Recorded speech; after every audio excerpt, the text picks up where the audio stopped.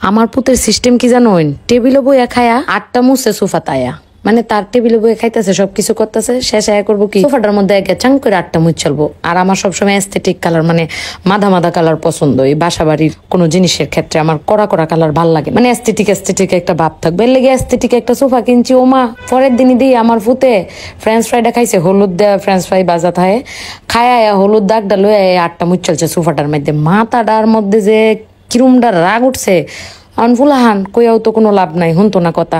পরে কি করাম, অর্ডার দিছি ফেসবুকে। এই ফেসবুক পেজেতে যে অরিজিনাল যে তুর্কির সোফা কাভার ডি অর্ডার করছি। এর আগে বাড়িতে একটা নিছিলাম খয়েরি কালার, পরে দিয়ে এটা রং জ্বলে গেছে গা, এটা আরেক পেজেতে নিছিলাম। পরে আবার এর কাছ থেকে গ্যারান্টি সহ পেজ মানে জিগাইছি এটি কি ভালো হইব কিনা বা রং যাইব কিনা, পরে বিশ্বাস করে নিছি।